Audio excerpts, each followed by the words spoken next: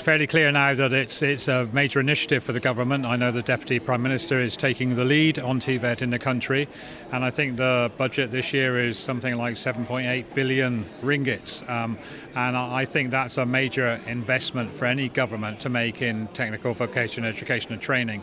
And I think it's critical really that I guess the providers of that training demonstrate some sort of return on investment essentially for that.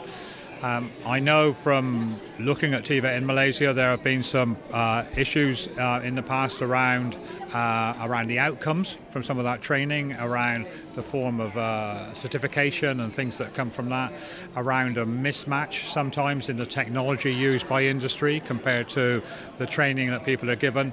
So I think there is a lot of work that can be done to improve TVET, the quality of TVET education. I also think there's a lot of work that could be done to integrate TVET with academic education as well. In the UK, I'm not saying what we do is perfect. We've got a lot of work to do around our technical education as well. But we do have a very integrated approach between academic and TVET education, which I think could work really well in Malaysia in the future. A lot of people, when they think about hospitals, they always think about doctors and nurses. They don't think any wider than that.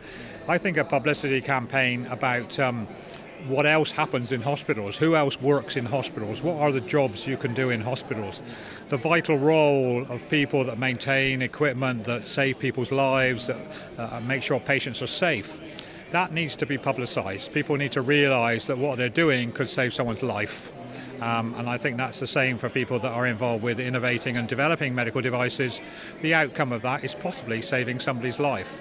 So doing projects with schools around creating apps or something like that they could do, which is a relatively straightforward process, might encourage or motivate young people to get involved in the industry.